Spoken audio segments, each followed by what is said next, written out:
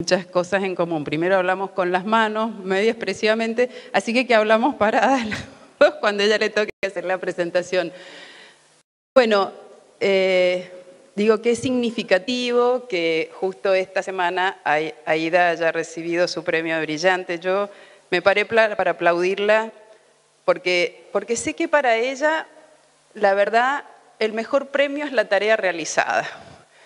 Entiendo que jamás ha buscado ningún tipo de premiación. A veces su trabajo, recién decíamos, y los puntos en algún momento se conectan.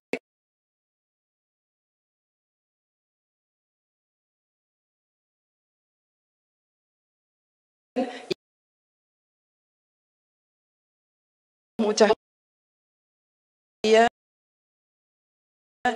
porque ella es una abogada sumamente prestigiosa, pero yo digo, Aida, vos tenés algo de ingeniera, porque siempre busca el resultado, a cada problema intenta buscarle una solución. El proceso ha sido la eficacia. Por lo tanto, quiero hacer mención un poquito a la historia de este proceso. Cuando asumimos con Alfredo sabíamos que teníamos la inmensa responsabilidad de que teníamos un Código Civil y Comercial nuevo, un gran trabajo del que Aida participó junto a Lorenzetti, junto a Hayton de Nolasco, Elena Hayton de Nolasco. Yo tuve la posibilidad de presenciar esto, de ser parte de este proceso siendo legisladora nacional. Reconocí a Aida con su capacidad en la transformación del Código Civil y fundamentalmente a través de sus exposiciones en el Congreso. Y cuando nosotros llegamos al gobierno dijimos, bueno, todo esto ahora ordenar a nivel provincial en leyes procesales que hagan efectivo todo lo que rescate el Código Civil y Comercial, bueno, va a ser responsabilidad nuestra. Entonces, asumimos esa tarea del Código Civil y Comercial y un poco con Alfredo dijimos, repartamos las tareas, ¿cierto? Y bueno, Andrea Lara es testigo de eso, está Marcelo D'Agostino también, que en su momento... Y yo le pregunté a Alfredo, mira, a mí me gustaría que Aida fuera la que nos ayudara, porque sinceramente, bueno, es la gestora de este libro en particular, pero fundamentalmente porque conoce la justicia de la provincia, su funcionamiento, su experiencia y ese pragmatismo que tiene para poder trabajarlo de una manera eficiente a la hora de la articulación. Entonces, Aida, la verdad, me dijo...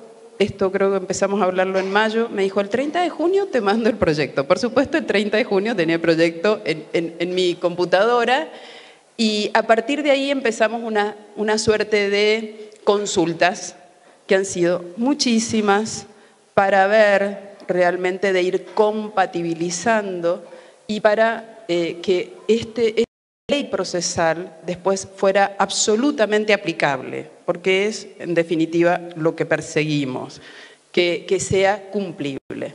Por eso quiero agradecer en esto todas las reuniones que hemos mantenido. Bueno, está Marcelo D'Agostino, Ale Ulé también, que ha participado en todas esas reuniones, los ministros de la Corte, el doctor Ferrero también, que hemos mantenido 5 reuniones en la Corte, los jueces de familia, los mediadores que veo aquí presentes, todos han sido también parte al menos de las consultas de este proceso. Y yo creo que así deben ser los procesos. Pero fundamentalmente después hay que llegar a un punto de definición, y ese es el punto de definición política. Por lo tanto, esta propuesta de proyecto de ley que hoy presenta Aida Kemmelmacher va a ser remitido al Poder Ejecutivo, como hemos acordado, para que se integre dentro de los otros libros, ¿cierto?, de la ley procesal, del Código Civil y Comercial, a los fines de ser integrado. Nos parece que hubo otro apartado, por eso vamos a dividir en dos un poquito la presentación. Esto lo quiero explicar a los fines de que podamos dividir el proceso. Es muy importante el proceso de familia, es resumir en una serie de normas que actualmente están dadas por el procedimiento de la provincia en una única norma de procedimiento que nos organiza a todos, pero nosotros teníamos particularmente otro desafío que empezamos con Silvina, con Estela Especia, con Jorge Nanclares también, el 8 de marzo, el Día de la Mujer, cuando dijimos vamos por el Foro de Equidad, y ahí veo a Rosana también, y dijimos nos tenemos que proponer objetivos claros y metas claras hacia fin de año. Y eso era bajar la ley de violencia, o sea, de prevención y erradicación de violencia contra las mujeres, la 26485. Por lo tanto, lo que hoy vamos a presentar tiene toda la ley procesal de familia, pero también un apartado que es violencia familiar.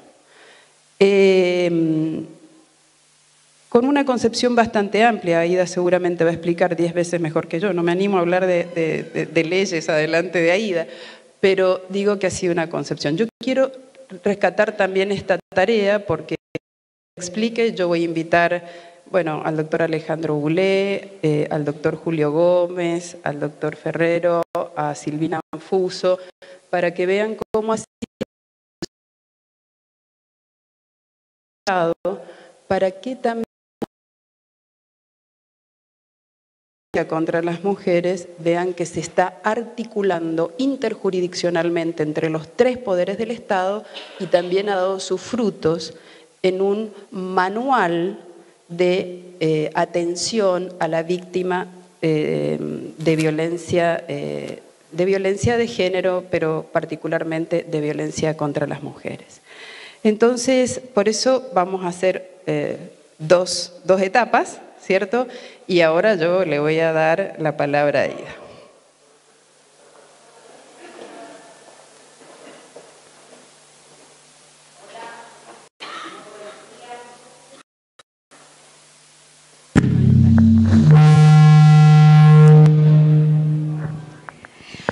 Muy buenos días.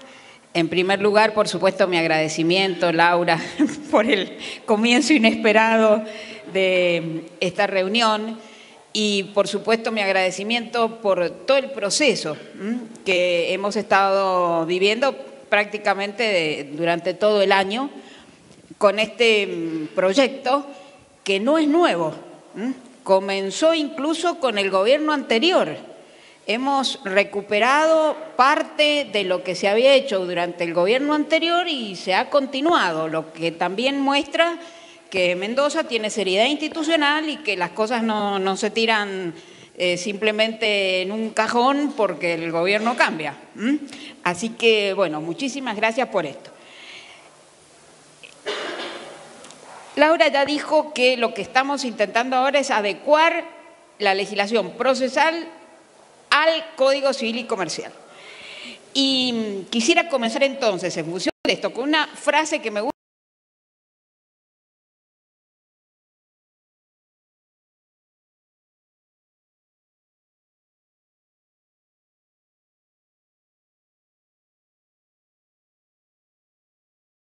Por así decirlo, la última playa, la última de las tutelas previstas. Para no leer todo, ¿qué quiere decir Luminoso con esto? Quiere decir que cuando fracasa el proceso, fracasa el derecho. Porque yo puedo tener muchos derechos, pero si el juez me dice que no lo tengo, no lo tengo. Por lo tanto, el derecho procesal y los procedimientos son muy importantes y no se puede, por el carácter instrumental del proceso, quitarle importancia. No, la importancia es mayúscula. Tenemos que siempre pensar en esto, que cuando hemos llegado a la sentencia y nos dijeron que no tenemos derecho, nos eliminaron verdaderamente un derecho que a lo mejor la ley sustancial, en este caso el Código Civil, sí que nos daba. Entonces, ¿cuáles han sido nuestros puntos de partida para trabajar en este proyecto?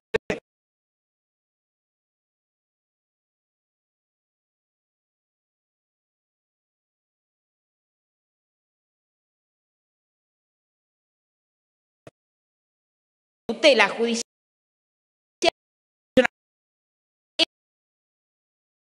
esos derechos humanos. La judicial efectiva no siempre. A veces ese distribuir mejor. Eso no quiere decir que si no nos dan más plata no vamos a tener tu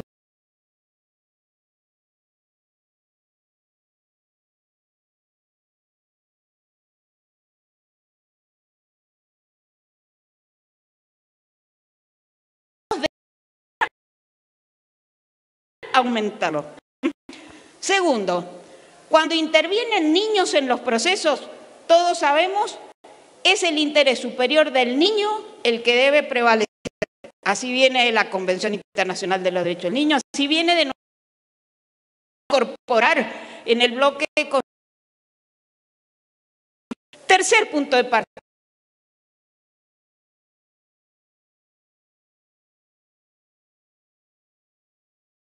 Jueces, incluyo a los funcionarios. ¿Por qué tenemos que cambiar si tenemos una justicia de familia? Porque en alguna medida esa justicia de familia sana necesita nuevos ojos para mi experiencia nueva para verdades que hasta ahora han permanecido. Las palabras no son mías, son de Nietzsche. Y entonces tenemos nuevos oídos para nueva música, para mirar más lejos y nueva conciencia para tener verdades que antes no habíamos escuchado y que ahora sí la tenemos que escuchar. ¿Y por qué digo esto? Que tiene de la justicia en Mendoza, esa justicia es la imagen que tiene el hombre común de la provincia de Mendoza, esta. Para el hombre común de la justicia de Mendoza somos una justicia sana, pero así, con un señor que le cuesta muchísimo llegar hasta arriba. Y el que cree que esto no es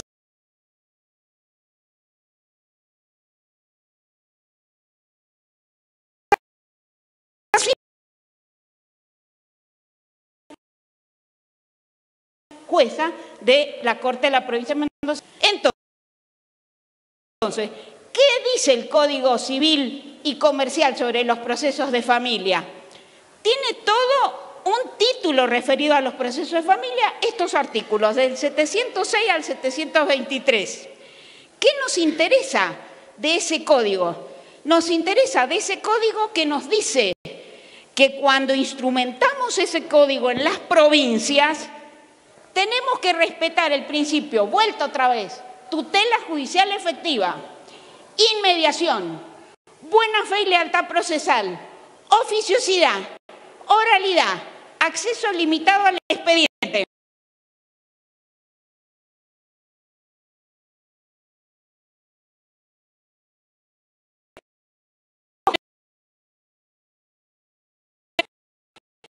Tenemos que contar que están involucrados.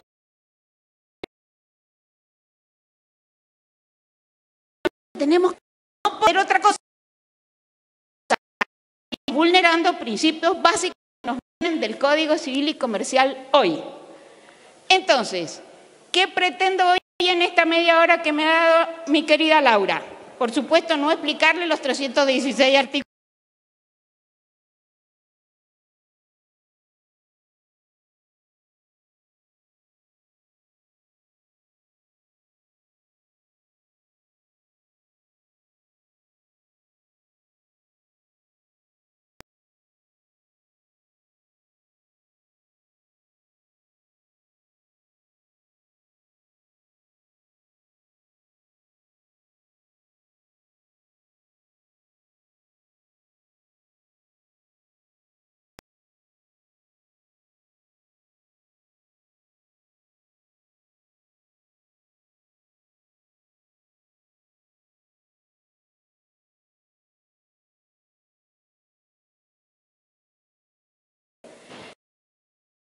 Nadie se cree que esto es lo definitivo.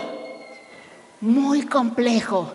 hay muchísimas ideas, muchísimos proyectos, muchísimas concepciones, pero todos estamos conscientes de que nada es perfecto, que tendremos grandes imperfecciones, cualquiera sea lo que estipulemos.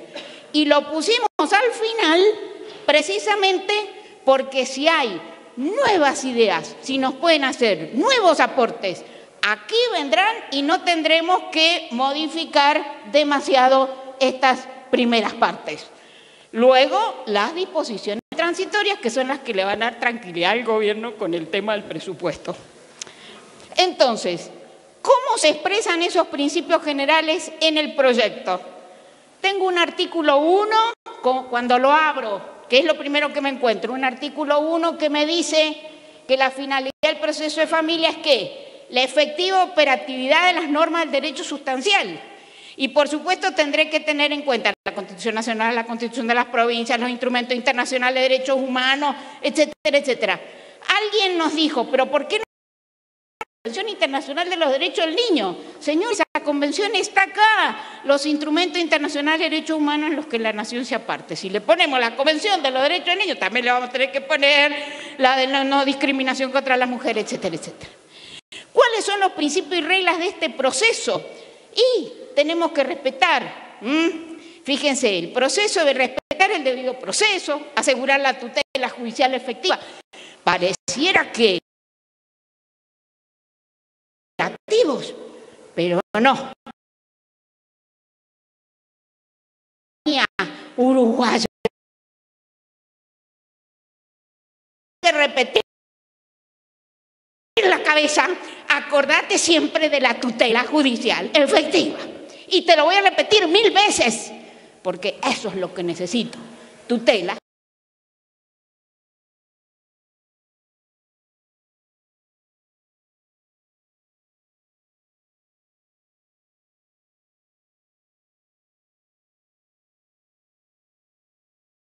Necesito tutela. ¿Qué queremos decir? Señores, sabemos que este proyecto ha tenido oposición. Y ha tenido oposición de los operadores que existen en Mendoza para... No somos ciegos, no somos ciegos. Y queremos... ¿Cuáles son los miedos? ¿Cuáles son los fantasmas que genera este proyecto? Me voy a referir rápidamente a estos 5 más 1, 6. Y queremos... a método alternativo de resolución de conflictos. Esto parece una cosa contradictoria. Por un lado, un juez demasiado poderoso, por el otro lado, demasiados medios alternativos. Personalmente también le tengo miedo. Efectiva, porque me dicen, eso no se puede hacer. Eso no se puede, tenemos mucho trabajo. Tenemos mucho trabajo, pero cuando te lo con esos nuevos... seguís negándote a la oralidad. Otra contradicción. Quinto, los procesos de violencia familiar. Esto de tener jueces especializados en violencia. Y sexto, el miedo presupuestario. Rápidamente. ¿Tengo un juez Torquemada? ¿Tengo de la Inquisición española que las tenía todas consigo? Miremos a ver si es cierto que tengo un juez Torquemada. El artículo 9 dice que el impulso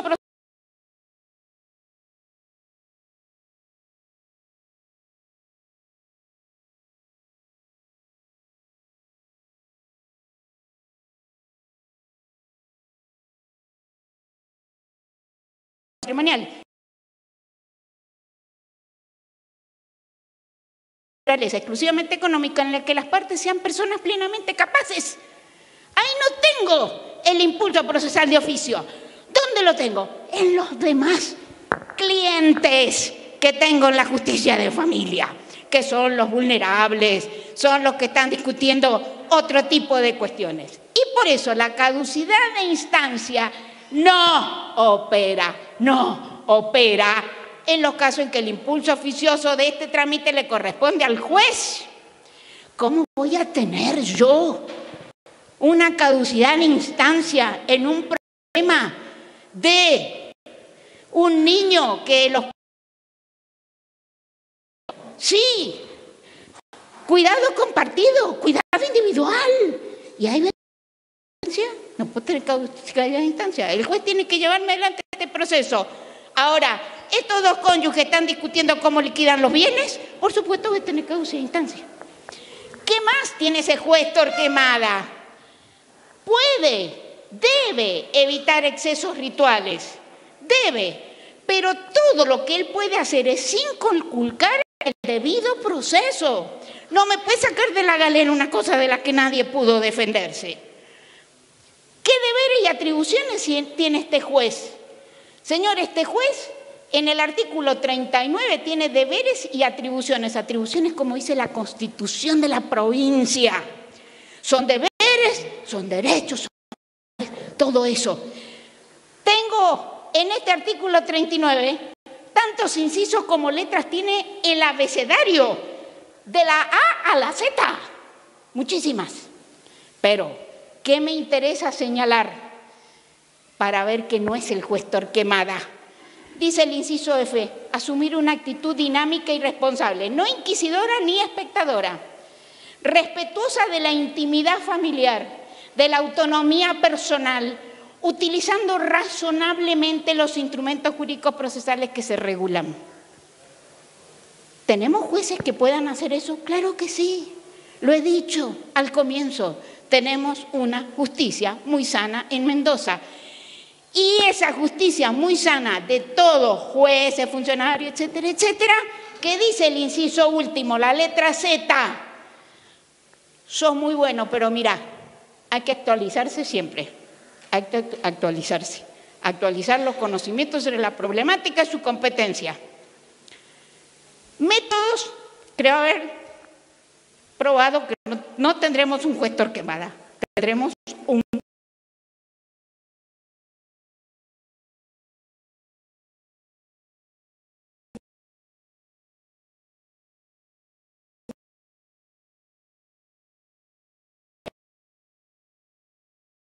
las cosas.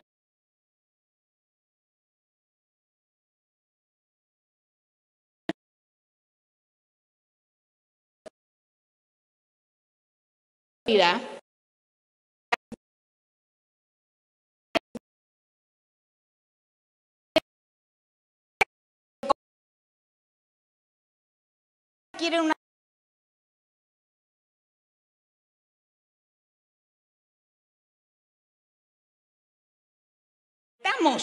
La resolución de los conflictos consensuada. Lo dice el artículo 6, dice que el juez debe, la resolución de los conflictos familiares debe procurar y preferir soluciones consensuadas.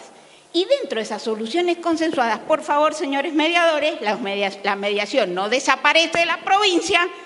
Dice la expresión resolución consensuada comprende la conciliación, la transacción, la mediación y toda otra vía de solución no contenciosa. Todo eso. ¿Qué medidas? Algunas, saben ustedes, muchos abogados se oponen a estas medidas. ¿Por qué? Creen que pierden honorarios. Entonces, ¿qué es lo que dice el artículo? Excepto acuerdo en... Por supuesto, si las costas son impuestas, las partes serán regulados, como si el juicio hubiese tramitado. Porque si logré un acuerdo, no tengo por qué sancionar. Al contrario, las costas son impuestas. Los nuevos personajes. ¿Quién es este nuevo personaje? Con todo esto no es individual mío, esto viene de lo que hicimos a pedido de la Ciudad de Buenos Aires y después cada provincia lo fue adaptando a su manera. Y en esa adaptación, por supuesto, he tenido muchísimo a Mariel Molina, que está acá, a él, Leán, que no ha podido venir, y a todo el grupo que ha trabajado conmigo. Entonces, acá, cuando hablo de la integración de la justicia de Familia y Violencia. ¿Quiénes nombro? La Cámara de Familia y Violencia. Los juzgados de familia. Los juzgados de violencia familiar. Primer miedo, signo de interrogación. Juzgados de paz. Estos juzgados de paz van a seguir trabajando en todos los temas que tienen y los necesito cercanos, especialmente en materia de violencia. El famoso consejero de familia, este es el que incorporo nuevo, el Ministerio Público Fiscal, el Ministerio Público Popular, etc. Entre los organismos auxiliares, por supuesto, tengo que tener una unidad interdisciplinaria especializada en violencia familiar, que tenga perspectiva de género. ¿De dónde lo voy a sacar? De lo que ya tengo. En lo que tengo hay mucha gente que está preparada para violencia de género. Tengo que poner el lugar que corresponde. Y no como cuando allá lejos, ya hace tiempo, más de 30 años, que tenía gente especializada que estaba en mayordomía poniendo el papel higiénico en los baños. Ese me lo llevé a la biblioteca y me fichó toda la biblioteca. Y así tuvimos fichada la biblioteca del Poder Judicial. O sea, hay que saber distribuir a la gente para que también sea feliz la gente en lo que tiene que hacer. Acá tengo también el cuerpo de mediadores que sigue. Y tengo un comité de bioética que no me cuesta porque lo llamo ad hoc cuando tengo los problemas. Otros no tan nuevos, pero que expresamente incorporo. El 47 me habla del patrocinio letrado de niñas, niños y adolescentes, o sea, el famoso abogado del niño. El 48 me habla del patrocinio letrado de personas con capacidad restringida, que también van a necesitar su abogado. Pero ahora voy al nuevo que asusta. ¿Cuál es el nuevo que asusta? Este famoso consejero de familia. Este consejero de familia, de acuerdo con el 22, cada juzgado debe contar con 2, deben tener reconocida versación y cumplimentar los requisitos establecidos por la Constitución de Mendoza para ser juez de primera instancia. O sea, los años, esto y lo otro, pero no necesita el acuerdo del Senado. Tiene que tener los requisitos, pero no acuerdo del Senado. ¿Por qué no necesita acuerdo del Senado? No necesita acuerdo del Senado porque el consejero no tiene jurisdicción. El consejero va a tratar de arreglar todo, ya vamos a ver, pero después le va a mandar al juez. ¿O no? El consejero no tiene jurisdicción, no tiene jurisdicción. También cada juzgado de familia tiene que contar con ese consejero. ¿Por qué sí al consejero? El consejero no es un invento nuestro. Ese consejero existe en varias provincias, me voy a referir concretamente a la provincia de Buenos Aires, que donde existen problemas terribles. Y ese consejero de familia, yo no digo que sea la panacea universal. Lo que digo es que ha solucionado y soluciona muchos problemas. El consejero no es la panacea, la mediación tampoco es la panacea. Voy a repetir la frase de un gran mediador, Marlowe, cuando decía que la mediación es un procedimiento imperfecto, como los procedimientos judiciales. Tiene una tercera persona que es imperfecta, porque tampoco los mediadores son perfectos, para ayudar a 2 personas imperfectas, tan imperfectas que por eso se fueron al conflicto, a concluir un acuerdo que siempre es imperfecto, en un mundo imperfecto. Entonces, no tenemos que creer, lo que yo hago es perfecto, ya llegué. Acuérdense de ingenieros, el que cree que llegó está muerto. ¿Sí? Muy bien. ¿Qué atribuciones tiene ese consejero? Ese consejero, ¿por qué? ¿Por qué ese consejero? La mediación en Mendoza. Escúchenme, cuando yo estaba en la corte fui la que impulsó la mediación en Mendoza. Y no rechazo la mediación, no la rechazo. Lo que digo es que estos vientos nuevos, las nuevas realidades, nos están demostrando que necesitamos también otra cosa. Necesitamos ese consejero porque tiene funciones que la mediación tradicional, esa mediación pura, no acepta. Esa concepción pura de la mediación. Acerco a las partes, nada más. No. En el derecho de familia necesitamos más. Necesitamos ese mediador para algunas cosas. pero para otras cosas necesitamos más. ¿Quién es ese más? El que orienta, el que propone determinadas soluciones, que propone la intervención de determinadas personas, que elabore conjuntamente con quién, con el cuerpo auxiliar interdisciplinario, estrategias de intervención o alternativas. No este que logró el acuerdo y chao, y no te vi nunca más. Hay que hacer seguimiento de lo que le pasa a la gente. Y eso lo voy a tener acá. Voy a colaborar con el juez informándole. Actualizo los conocimientos sobre... Entonces, ¿cuál es la diferencia? ¿Qué tenemos y qué queremos tener? Tenemos mediación. Mediación que es obligatoria solo en algunos campos del derecho familiar, pero no en otros. ¿Qué pretendemos tener? Pretendemos tener una etapa previa donde va a intervenir ese consejero en casi todo. En casi todo, menos en lo que la ley dice que no va a intervenir. Pero si la ley no dice que no interviene, va a intervenir en todo, no solamente en régimen de comunicación, uniones convivenciales, etcétera, como tenemos.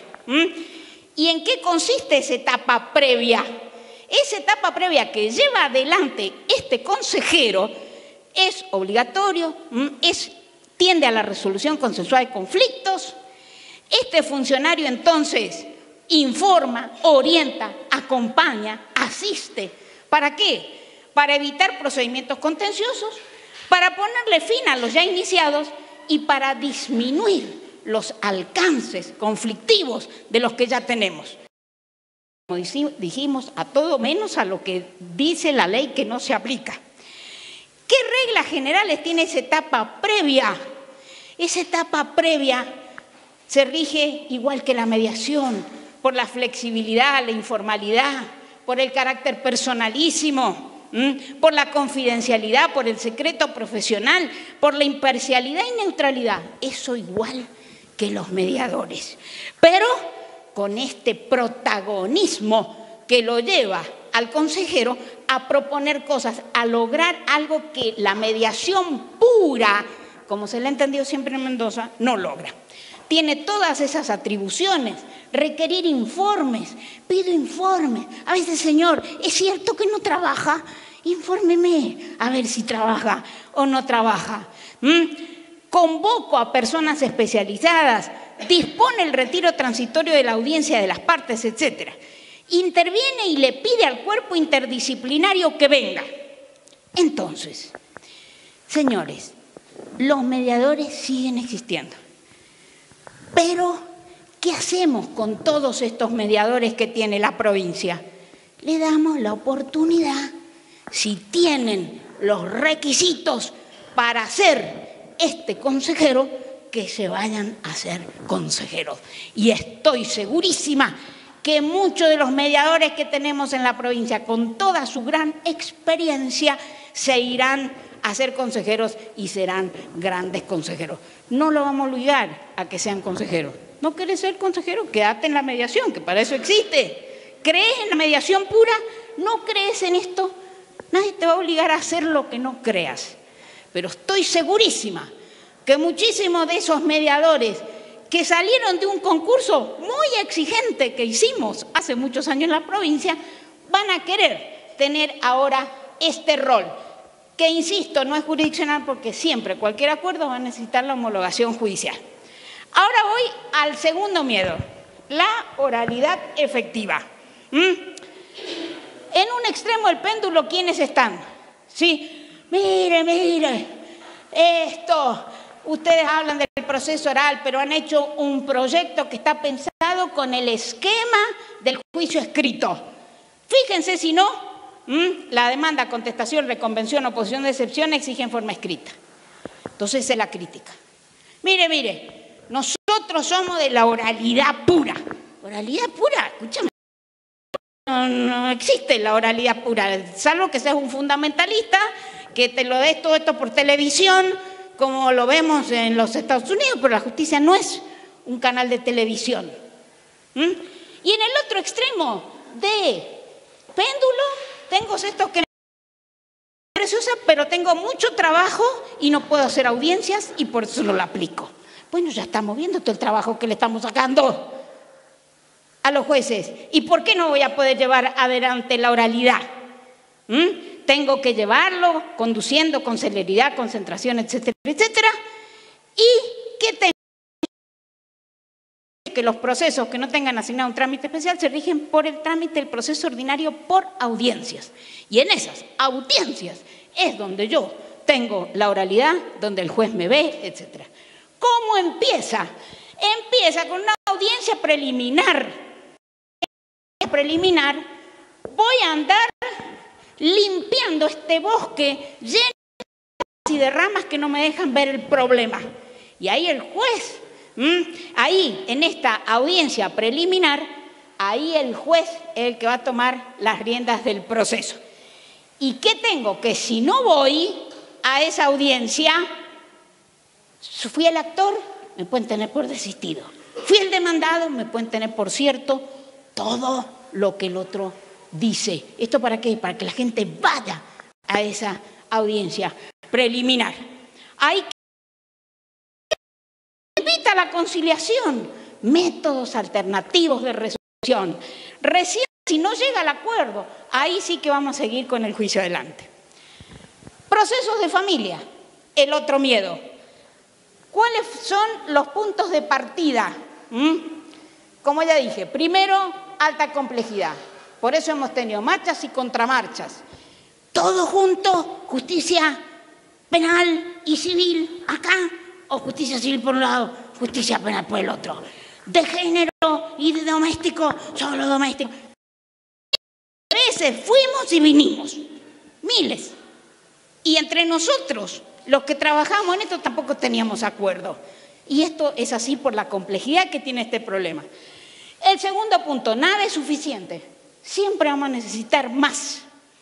Y si fuimos a juicio, es la prueba de que fracasó la prevención. Y si fracasó la prevención, es porque tenemos violencia. Y si tenemos violencia, es porque la sociedad no anda bien. Entonces, esos son nuestros puntos de partida. ¿Qué tiene este proceso de características? Y qué es lo único que les quiero señalar. Su objetivo es prevenir, sancionar, erradicar la violencia familiar. ¿Quién recepta la denuncia?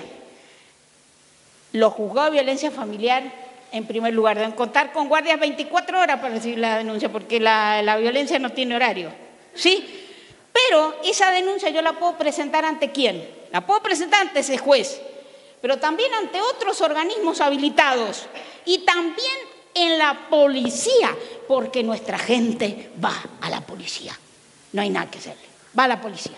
Entonces, ¿qué es lo que pasa? Ese le tiene que mandar rápidamente lo que recibe a ese juez de familia para ahí canalizar ante el juez de familia. Y lo que nos interesa fundamentalmente, porque no tenemos tiempo para los artículos, como ya les dije antes, pero esto es lo que me interesa señalar, la actuación coordinada con la justicia penal. La justicia de violencia familiar y la justicia penal deben actuar coordinadamente para alcanzar la máxima protección, impedir la reiteración de actuaciones, revictimizar. Y tengo acá frente al juez, este juez de violencia, que puede tomar una serie de medidas. Acá no la tengo hasta la Z, pero sí hasta la S. O sea, muchísimas medidas que puede estar tomando este juez de familia. Las de la A a la Z que tenía el juez de familia, que tampoco se la niego. Y disponer al final toda otra medida que entienda corresponder. Y fíjense, incluso el cumplimiento de la medida, ese juez de violencia puede disponer los hechos de violencia configuren un delito penal grave. Y el juez penal, ¿qué es lo que va a hacer? Va a hacer lo que el doctor Goulet dice que tiene que hacer el Ministerio Público. A otras veces aplicará el principio de oportunidad. Eso no es el juez de familia el que se lo va a decir. Le vamos a mandar el con estos nuevos ojos para escuchar esta nueva música. Seguimiento, hacemos supervisión. No es cierto que los jueces de familia toman la medida y a otra cosa. Eso no es lo que nos enseña la Corte Interamericana. Cuando la Corte Interamericana nos ha a decirle a la Corte qué es lo que estamos haciendo, cómo estamos cumpliendo. Y los jueces de familia tienen que acostumbrarse que nosotros también tenemos que hacer seguimiento de lo que estamos haciendo, porque lo que hemos ordenado, como dicen, le gusta decir a los colombianos, no es un saludo a la bandera. Lo que hemos ordenado tiene que cumplirse. Y para saber si se cumplió o no, tenemos que hacer ese seguimiento. En las disposiciones transitorias tenemos solucionado, parcialmente, por supuesto, el problema del gobierno. El cuerpo de mediadores, ya los dije, continúa, pero puede pasar el que quiere hacer este nuevo funcionario. Y los juzgados de violencia familiar, ¿cómo lo vamos a crear? También sobre la base de los jueces de familia, que ya tenemos, los que quieren asumir este nuevo desafío. Y será la Corte la que lo va a hacer, pero lo va a hacer igual que lo hicimos nosotros cuando teníamos juzgados de menores y teníamos que crear los juzgados de familia. ¿Qué hicimos? Y acá tengo testigos. Llamamos a los jueces de menores. ¿Quién quiere quedarse siendo juez de menores infractores? ¿Quién quiere pasar a ser juez de familia? Y los que quisieron se quedaron de un lado y los que no quisieron se quedaron del otro lado. Esto tiene que tener seguimiento. No solamente van a tener seguimiento los jueces de las disposiciones que están ordenando. Este código va a tener seguimiento. Y vamos a crear una comisión. Esa comisión la van a integrar todos los interesados. La va a integrar también un representante del Colegio de Abogados.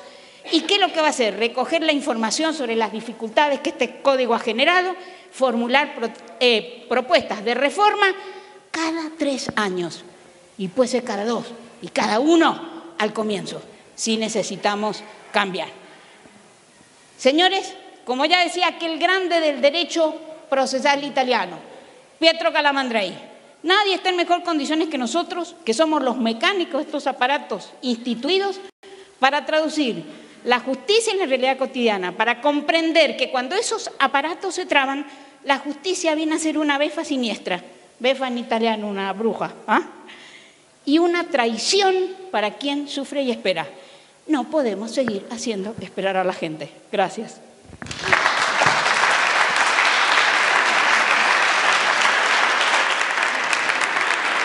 Queremos agregar que cuando hablamos de la doctora Aida Kemmelmacher nos sentimos orgullosos de que sea mendocina y que es una de las juristas más destacadas en el ámbito nacional e internacional.